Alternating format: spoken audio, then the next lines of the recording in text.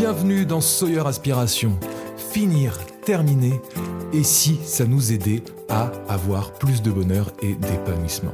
C'est le sujet du podcast de jour. Je me présente Thomas Troc alias Sawyer au Mac pour vous donner un élan de motivation. On se retrouve tout de suite dans l'épisode.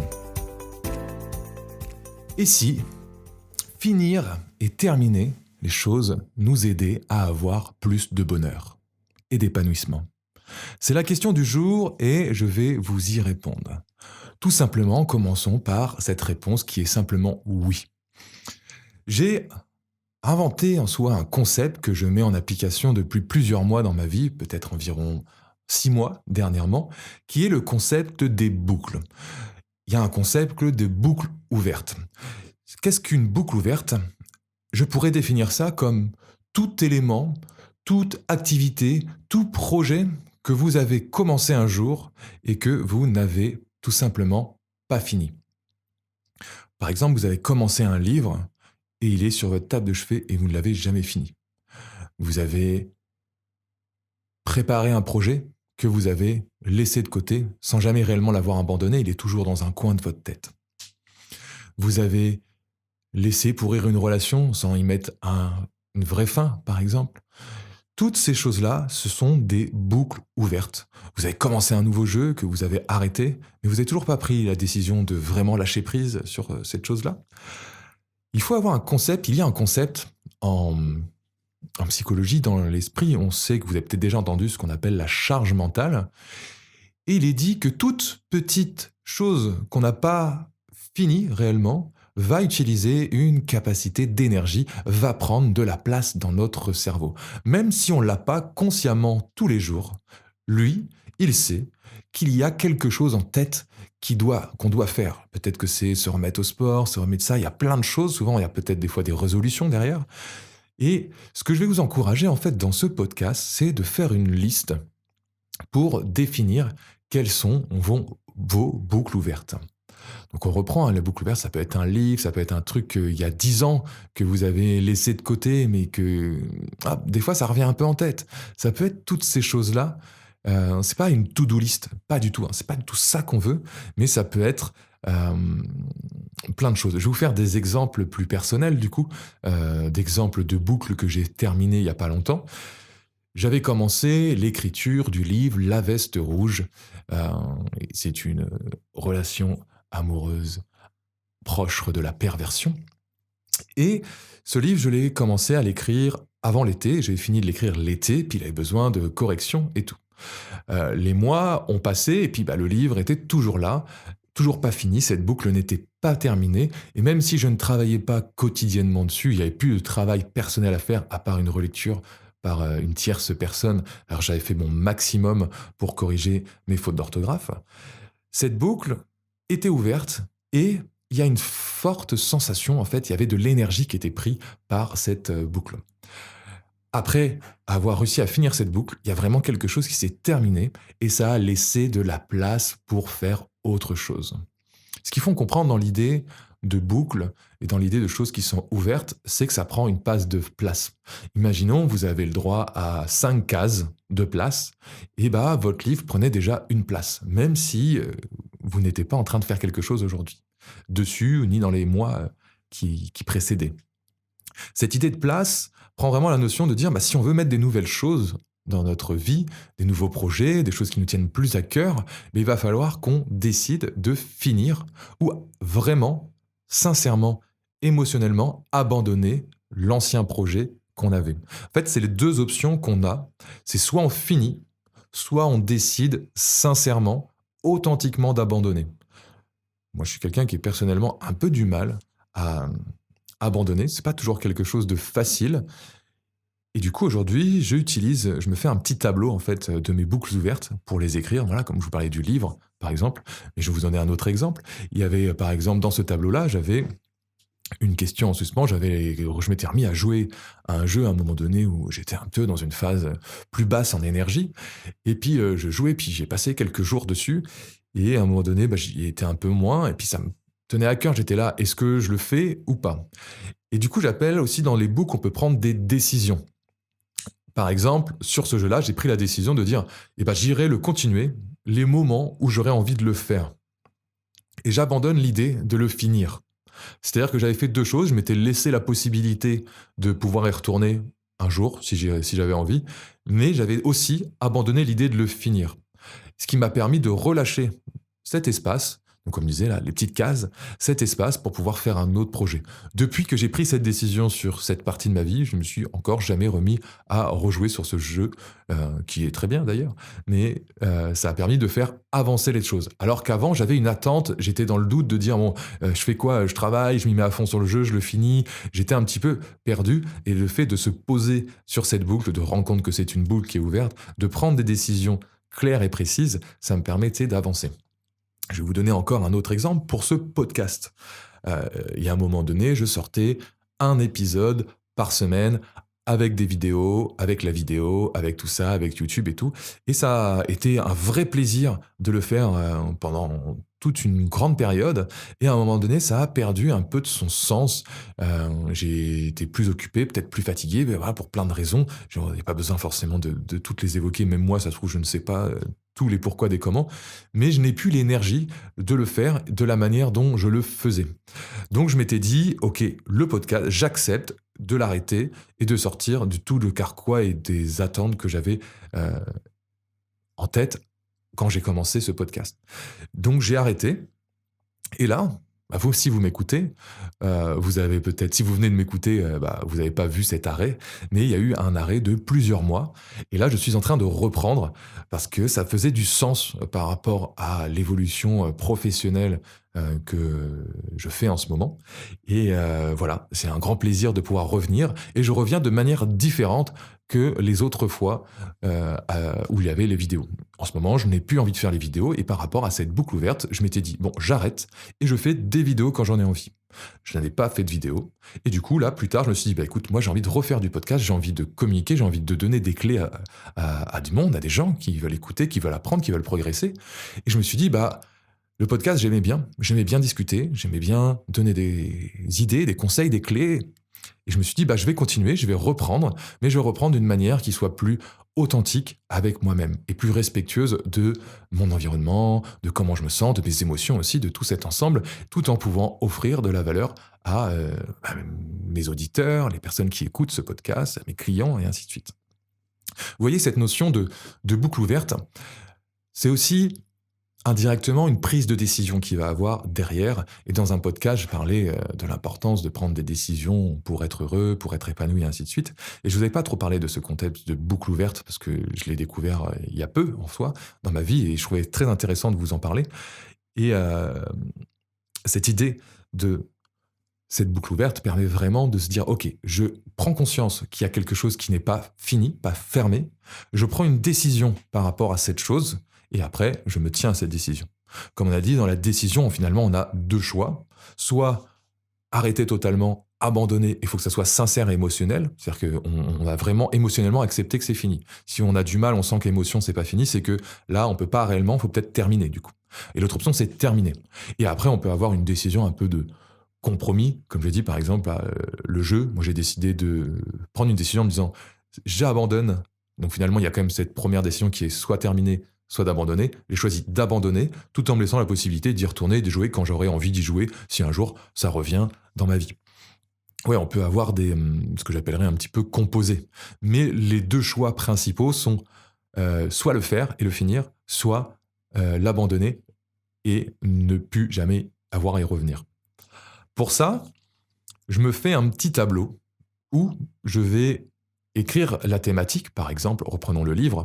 Dans la thématique, ça va être le livre La veste rouge. OK. Et puis à côté de ça, donc il y a une autre colonne, et je vais y noter les tâches pour terminer cette boucle, par exemple. Donc pour le livre, j'avais noté la tâche correction, puis création de la couverture, puis publication, et ainsi de suite. Comme ça, j'ai un peu les grandes lignes. Ça, c'est lorsque je décide de continuer et de finir cette tâche, je vais faire ce système-là. Comme ça, je vois ma boucle ouverte et je vois les tâches que je vais devoir réaliser pour pouvoir la terminer et la finir. Et enfin, ne plus que ça soit une boucle qui n'impacte plus les cases et qui me relibère de l'espace pour créer de nouveaux projets et par exemple me remettre à ce podcast. Sans cette possibilité de place et d'ouverture dans mon champ des possibles en soi, il n'était plus possible d'ajouter de nouvelles activités qui iraient dans le sens de ton développement. Dans le cas où je décide, entre guillemets, de prendre une décision et d'abandonner, je vais aller faire la même chose, je vais écrire la thématique, reprenons le jeu, et à droite, je vais écrire en italique, euh, par exemple, jouer au jeu quand j'en ai envie, peu importe que je le finisse ou pas. J'ai pris la décision de ne pas le finir. Et comme ça, c'est noté quelque part, j'ai noté, je l'ai écrit. Le fait d'écrire, on sort ça de notre tête, on sort ça, c'est comme si on marquait un peu ça dans le marbre et que ça y est, la décision est prise.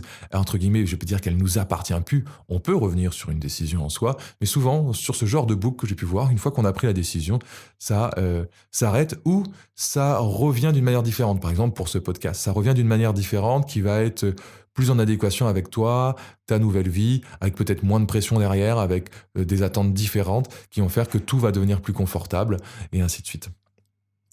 Donc, j'espère que déjà cette idée de boucle va vous aider finalement à reprendre de la place pour pouvoir redévelopper des nouveaux projets au sein de votre vie ou de remettre de l'espace pour avoir un esprit plus libre et en fait retrouver plus de bonheur et d'épanouissement. C'est un peu le but de ce podcast, c'est être heureux, c'est avoir plus confiance en soi.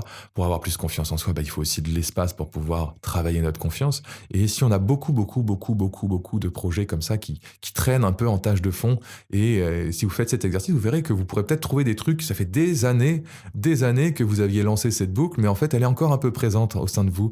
Et du coup, il va falloir prendre une décision ou la finir. J'ai personnellement, je n'ai pas encore fini, que c'était un gros livre, mais j'ai un gros livre que j'avais commencé quand j'avais environ autour d'une quinzaine d'années, 15-17 ans. Et ce livre-là, je l'ai repris il y a peu, je continue à le lire, il me reste encore quelques pages pour le terminer. Et là, c'est un vrai plaisir de terminer cette boucle-là. Il y a un vrai bonheur en fait qui revient parce que indirectement, mon corps, lui, il était encore un peu attaché. Il y avait comme un lien encore avec cet ancien livre qui avait été ouvert une fois. Dans cette notion et dans cette recherche de boucle, vous allez aussi souvent, je dirais, peut-être redécouvrir aussi, c'est pas forcément des boucles ouvertes, mais des idées que vous aviez eues ou des projets ou des rêves peut-être qui vous tenaient à cœur. Par exemple, euh, je sais pas si vous aviez un rêve d'être musicien ou d'être un artiste peintre ou voilà, d'être dans la créativité, on va prendre plutôt cette logique-là, d'être dans la créativité. Il se peut que ce soit pas forcément une boucle que vous aviez vraiment ouverte, mais c'était une idée qui ouvrait une boucle. C'est-à-dire que vous aviez cette sensation, cette envie de faire ça, mais vous avez rien fait euh, pour réellement réaliser cette envie. Ce que je vous propose, après avoir fait bien sûr l'exercice de la boucle ouverte, c'est aussi de pouvoir se dire, une fois que j'ai fermé toutes mes boucles ouvertes, ou j'en ferme au fur et à mesure, parce qu'on ne pourra pas tout fermer immédiatement, et en fait, j'ouvre la place et je vais y mettre à la place des choses qui me tiennent à cœur. Et c'est pour ça qu'on en vient aussi au deuxième effet qui va accentuer le bonheur et l'épanouissement, c'est qu'on va remplacer toutes ces cases qui nous prenaient de l'énergie par des cases qui vont nous épanouir. Donc, par exemple, si on reprenait cette personne qui veut se mettre à la peinture, qui était une boucle ou une envie qu'il y avait, il va aller ouvrir une nouvelle boucle qui va être se mettre à la peinture et il va pouvoir lister ses premières tâches de cette boucle-là. Par exemple, aller acheter de la peinture, des toiles, ainsi de suite. Peut-être faire une formation, peut-être s'inscrire dans un club et il va pouvoir aller réaliser des choses qui lui tiennent à cœur. Ça favorise énormément le bonheur et l'épanouissement que de terminer réellement les choses qu'on a commencées un jour, ou de choisir de les abandonner réellement et sincèrement, émotionnellement, puis de remplacer toutes ces choses et tout cet espace qu'on a pu faire et de tout cet lâchement de pression, c'est que pour le corps c'est comme un peu une petite pression qu'il avait de manière un peu inconsciente, et on va pouvoir le remplacer par des choses qui nous tiennent absolument à cœur, des choses qui vont nous rendre heureux, ou peut-être plus de temps pour notre famille, ou d'être plus présent finalement à notre famille, pas forcément en termes de temps. Il y a des tâches qui vont pas forcément prendre du temps réellement, ou qui vont pas entacher du temps, par exemple, familial. Mais vous serez naturellement un peu plus là, un peu plus présent, moins dans le passé, moins dans le futur, et la capacité de vivre beaucoup plus votre moment présent. Je ne sais plus si j'en avais parlé dans un podcast, mais on parle vraiment que rien que le fait de d'écrire, pas forcément faire une to-do list, mais ce que j'appelle moi la décharge mentale, le fait d'écrire les tâches, les choses auxquelles on pense, les trucs, voilà, quelqu'un te donne une référence d'un livre, ou les choses que tu dois faire dans la journée, les écrire sur quelque chose, ça permet de les sortir de notre tête et donc de relâcher de la pression cérébrale, donc qu'on appelle de la charge mentale. C'est pour ça que j'appelle ça la décharge mentale, qui va nous permettre de retrouver aussi des cases au quotidien pour pouvoir avancer. Comme ça, les tâches sont écrites quelque part, les choses qu'on doit absolument faire, les projets qu'on veut faire, les ambitions qu'on a sont écrites. Euh, je vous avais déjà parlé que j'ai une application qui continue à évoluer au fur et à mesure que je l'utilise. C'est Perfect Week, qui est une application qui est vraiment là pour nous aider à nous organiser sur notre vision globale de notre vie, autant sur les projets qu'on veut faire à l'année et les semaines au quotidien. Au-delà de ça aussi, notre développement personnel et avec des suivis d'humeur, avec pas mal de petites choses et surtout des statistiques au niveau du suivi de nos habitudes qui permet de voir si on avance sur le bon chemin. Je pense que j'avais fait un podcast sur les habitudes, j'en reparlerai sûrement dans d'autres podcasts, parce que les habitudes, je trouve ça assez passionnant. Et, euh, et voilà, toutes ces choses-là nous aident à être mieux, à nous épanouir et à retrouver le bonheur. Donc voilà, cette logique de trouver nos boucles qu'on a ouvertes un jour et qu'on n'a jamais pris de décision ou terminé, les terminer tout ça, va nous donner de l'espace et donc du coup va nous libérer de l'espace mental. Faut imaginer, voilà, c'est comme si on avait un stockage qui est un petit peu trop rempli et puis du coup on a du mal à remettre des nouvelles choses, mais ce stockage, il a du poids, il a une lourdeur émotionnelle, il y a des choses qu'on ne sent pas forcément consciemment, mais lui, le cerveau les a et le corps sait que on a par exemple pas fini ça, pas fait ci et ainsi de suite. Donc voilà, j'espère que toute cette partie vous a aidé à prendre conscience ou comprendre quelque chose de plus. Donc comme d'habitude, il y a finalement 2 règles. Si vous avez trouvé de la valeur dans cet épisode, des choses qui ont fait sens pour vous, mettez-les en application dans votre vie, puis testez, voir ce que ça va faire comme changement et découvrez ça. L'idée, c'est d'être son propre cobaye dans l'expérimentation pour prendre de la connaissance. D'ailleurs, si vous avez vraiment aimé cet épisode, partagez-le à un ami, un proche, un ennemi, peu importe qui, parce que je trouve que tout le monde mérite d'apprendre des choses et d'évoluer. Et puis moi, ça me permet de voir que vous appréciez mon travail.